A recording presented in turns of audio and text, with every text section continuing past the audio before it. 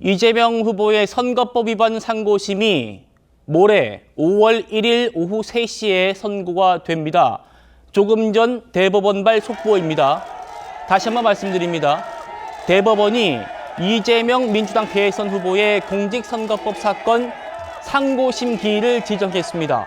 모레 5월 1일 오후 3시입니다. 구자령 변호사님, 전원 합의체 회부한 지 9일 만에 아주 빠르게 지금 상고심 선고가 내려지게 되는 겁니다.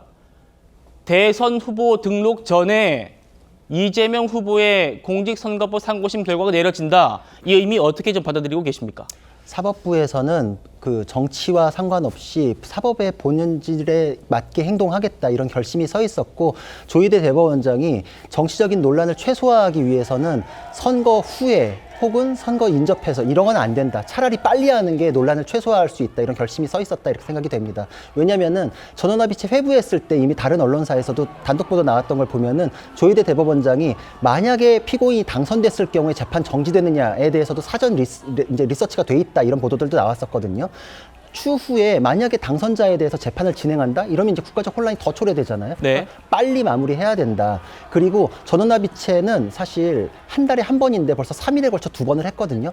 전원합의체로서는 심리에 필요한 거를 다 한 겁니다. 보통 전원합의체 회부가 되면은 한 달 정도 시간 안에 한 번 정도 심리를 거치면은 결론 내요. 그리고 여기서는 헌법재판소하고 다른 부분을 비교해야 되는데, 헌법재판소는 정치적 파장이나 이런 걸 고려해서 만장일치를 이끌어내기 위한 노력들을 합니다. 네. 그런데 대법원 전원합의체는 그냥 다수결이에요. 다수결. 서로 이 설득 과정이 없습니다. 그러니까 선고 직전에 그냥 표결하면은 다수로 형성되면 거기서 끝나버립니다.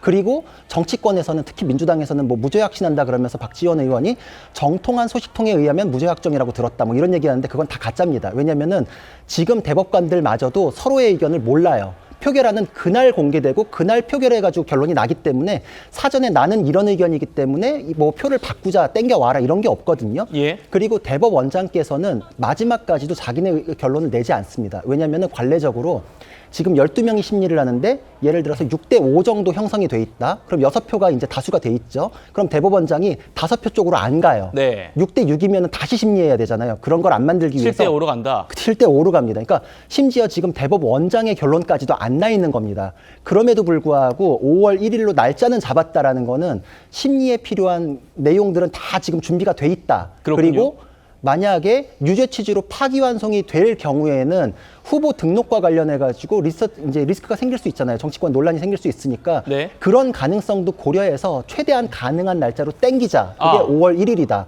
왜냐면은 이게 만약에 어떤 결론이 나든지 간에 5월 중순쯤에 할 수도 있었거든요. 게다가 대법원 전원합의체는 셋째 주, 넷째 주 목요일에 선고하는 게 관례입니다. 그렇기 때문에 5월 셋째 주, 넷째 주에 할 수 있는 걸 5월 1일로 땡긴 거는 정치에 미치는 파급 효과를 최소화하고 파기 환송마저도 가능성이 있다고 생각했기 때문에 그 날짜를 찝은 거다. 결론은 대법관들마저도 모릅니다. 그렇지만 5월 1일에 파기환송이 되든 무죄 확정이 되든 둘 다 가능성은 열려있기 때문에 예. 그 가능성을 살리기 위해서 5월 1일로 찝은 것이다. 그러니까 어느 쪽으로든 결론이 나올 수 있는 상황이다 이렇게 볼 수 있습니다. 잠깐만요. 지금 모든 국민들이 가장 궁금해할 것이, 대법원이 전압 회부 9일 만에 이렇게 이례적으로 빠르게 잡은 건 2심에서 무죄가 났기 때문에 그 무죄 취지를 바꾸지 않으면 그러면 빨리 끝날 수 있는 것 아닌가. 유죄로 바꾸게 된다면 뭔가 들어갈 시간들이 많이 걸릴 텐데 이렇게 생각하시는 분들이 있을 것 같아요. 그런데 지금 구자령 변호사님 말씀은 후보자 등록이 5월 11일이 마감이니까 5월 1일이면 열흘이나 빨리 하는 거지 않습니까? 그래서 만약 파기 환송을 하게 돼도 민주당에서 어떤 준비를 할 수 있는 시간이 마련된다, 이런 말씀인가요? 그러니까 대법원에서는 그 가능성 양쪽 다를 고려했을 때는 빨리 할 수 있는 게 낫다라고 결론을 내렸고, 지금 이 판결문 쓰거나 이런 거에 대해서 시간 걸리지 않나 이렇게 생각하실 수 있는데 그렇지 네. 않아요. 왜냐하면 전원합의체에 회부한다는 거는 재판 연구관들이 이미 검토 보고서를 올리고서 회부를 하거든요. 그러니까 사전에 검찰에 상고 이유서가 들어왔을 때부터 준비는 다 되어 있었고, 무죄 취지, 유죄 취지, 뭐 결론을 다 갈래를 내 가지고 모든 시나리오에 대해서 사실상 검토 보고서를 올린 게 어떤 식으로든 결론을 잡으면 그게 그대로 판결문이 되는 정도까지 준비가 돼 있을 때 전원합의체 회부를 하는 것이거든요. 예. 그러니까 판결문 쓰는 시간이라는 건 필요 없습니다. 지금 이미 준비돼 있는 거기 때문에 여기서 그냥 재판관들이 골라 잡아요. 다수 의견, 소수 의견, 별개 의견 이런 식으로 준비는 다 돼 있습니다. 그러니까 지금 어느 쪽에 결론을 내놨다 이게 아니라 그날 결론을 내더라도 무리가 없을 준비 다 돼 있고 파기 환송에 대한 것마저도 가능성을 열어뒀기 때문에 이 날짜로 잡았다 이렇게 보는 것이 타당합니다. 그러면 헌법재판소의 그 탄핵 심판은 그 당일 마지막 평의 때 이제 확인을 했지 않습니까?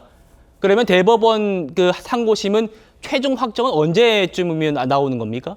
확정이라는 게 그러니까 선고 날짜가 있으면 그 직전에 결과요. 그렇죠. 그러니까 파기 환송을 할 것인지 아니면 상고 기각을 할 것인지 이런 것들은 네. 미리 결론을 내진 않는다는 미리 말씀이죠. 냅니다. 미리 이제 평의를 거치고 선고를 하는 것이기 때문에 네. 그것도 이제 직전에 하죠. 직전에 평의를 하게 예, 됩니다. 예. 그리고 방식은 똑같습니다. 가장 연차가 짧은 대법관부터 표결을 해가지고 나는 이 의견, 나는 이 의견 하기 때문에 그때서야 대법관들이 서로의 의견을 그때 확인하거든요. 그러니까 지금 정치권에 도는 뭐 어떤 결론이 나 있을 것이다. 이거는 다 그냥 가짜고 대법원 스스로도 모든 가능성이 열려 있기 때문에 이런 일정을 잡은 것이다. 이렇게 추론을 할 수 있고 지금 예.